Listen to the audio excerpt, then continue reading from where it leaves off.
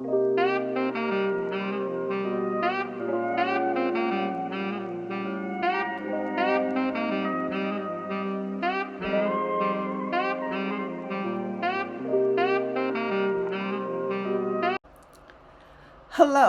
and welcome to Domesticated Me 2.0. I'm Nay, your host. And if you've never stumbled upon a channel that is positive, dedicated to spreading the message of love and enlightenment into socialization, what I call the ultimate domestication, and finding oneself in it, then you might be here for the same journey I'm on. Come on and be part of it. And if that's you already, you've taken the journey, you're on the journey, you can offer some insight into the journey of truly understanding how powerful we are as individuals outside of our original domestications, then you stick around too. I need you. I need you here to help me unpack some of the things that I was packed with over all of this time that I've been on the earth. So that's a little introduction into the channel before we get started today on our topic. And today's topic is going to be surrounded around deliberate intent. Yes, our awareness. Yeah, the law of attraction. I know that if you haven't heard it yet, it's your time to hear it. That's why you fell upon this video. And if you have heard it, you might not be able to use it as well as you think you can. But I'm going to tell you, it's all about the intentions that you set upon yourself. And so I'm going to tell a bit of stories in order to get down to this topic. And the first one is going to be about, can you be miraculously healed through your own set intentions? Okay, let's get into it. Deliberate intentions. And can you heal yourself with deliberate intentions? Well, so I'm going to ask a few questions just to kind of get us started here. The first question is going to be, how many people need to know about your issue, your problem, whatever the situation is that you got going on, that you need a healing from? Because when I talk healing, I'm talking healing on a broad way. I'm talking healing of your body, healing of your mind, healing of your spirit, or even healing of your finances, because some of y'all need y'all finances healed. But we'll get to that whole money affirmations and attraction in another episode. But today, we're going to just really, really, really talk about your ability to use the power within in order to move forward in some of the things that are holding you back in your life. So, how many people need to know? Did you answer that question yet? I think that's a question you need to answer. Do you ask for prayer? Are you a religious person, because you were domesticated in some religion where, we got to pray to our higher power. We believe, regardless of the name, I know it as God. I know him as Jesus. That's what I was domesticated in. I won't lay that down. So whatever, if you're a praying person, then do you pray and then turn around and pick it back up, take it back? From even if you say you're praying to the universe, like, did you take it back?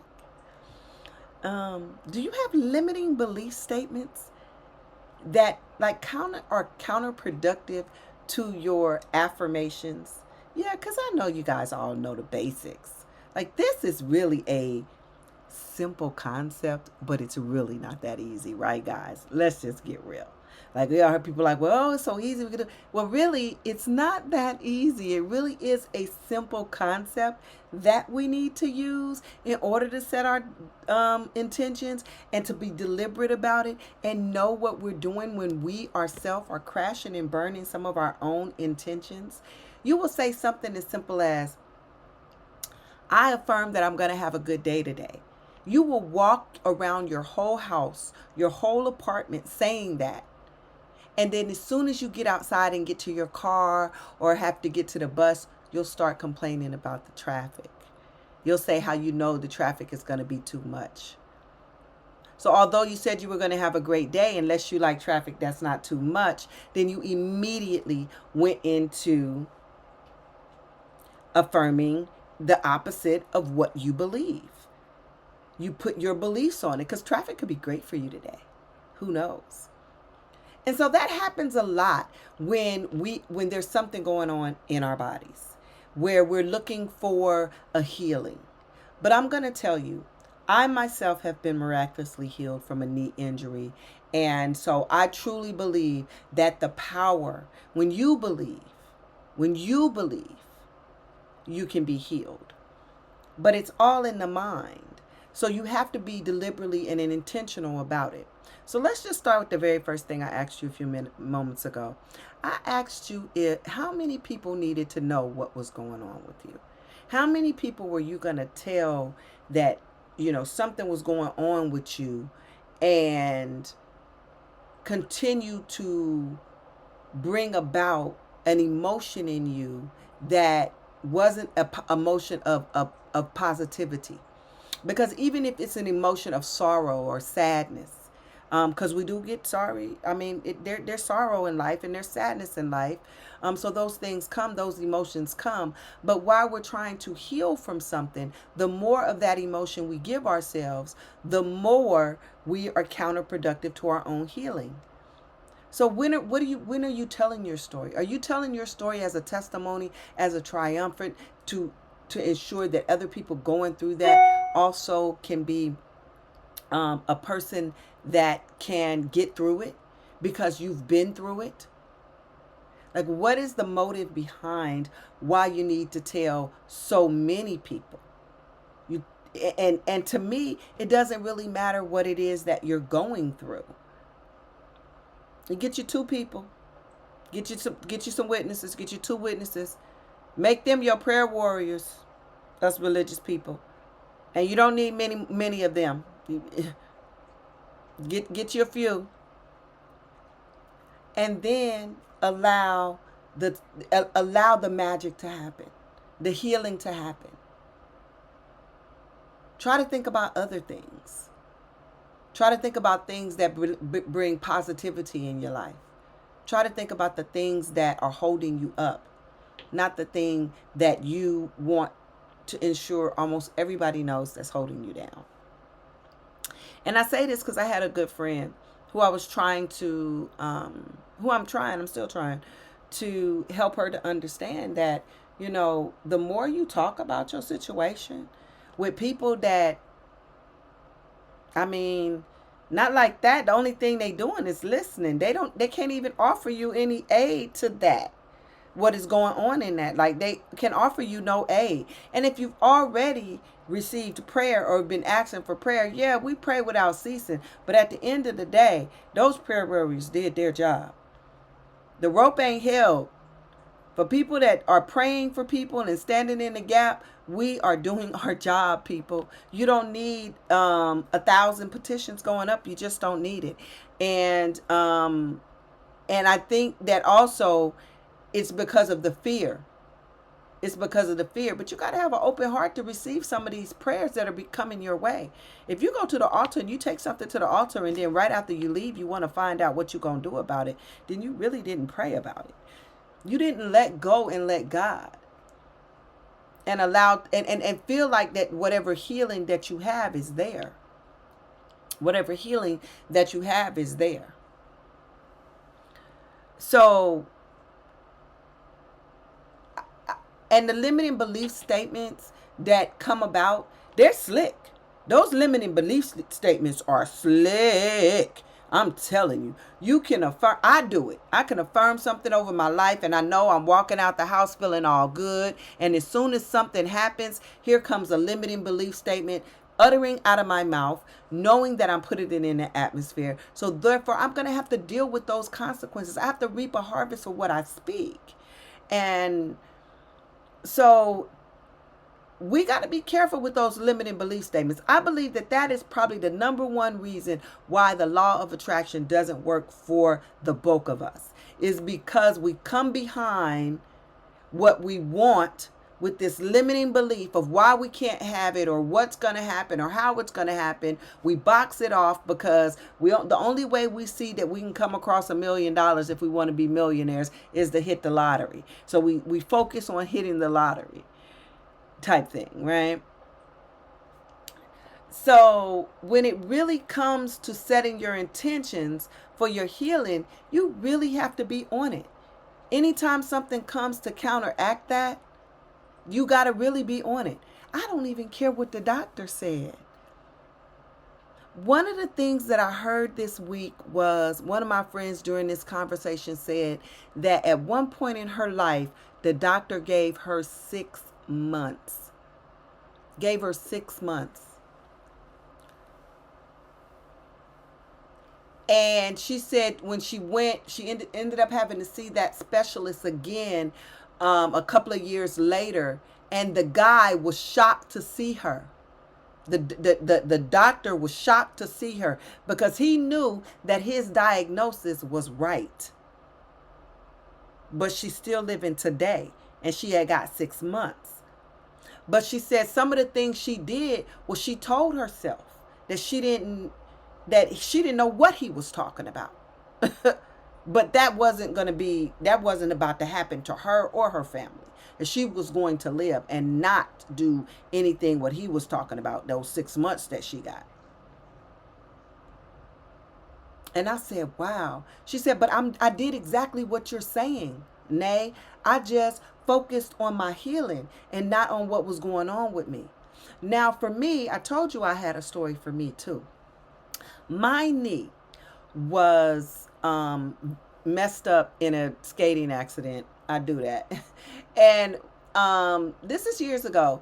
So, and the knee is good today, but I tore all the ligaments in my knee really bad.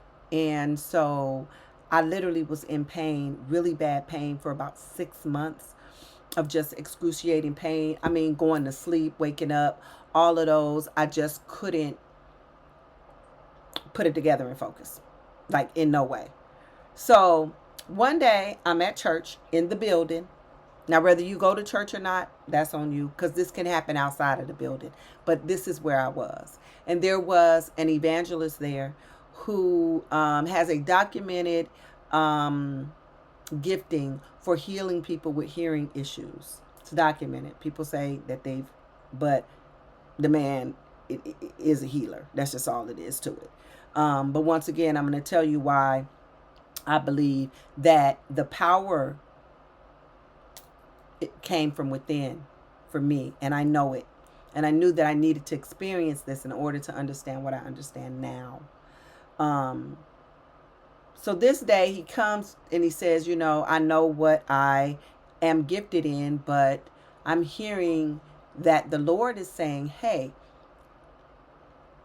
this house, any healing that needs to be in this house, you can be healed today. Get up here to this altar.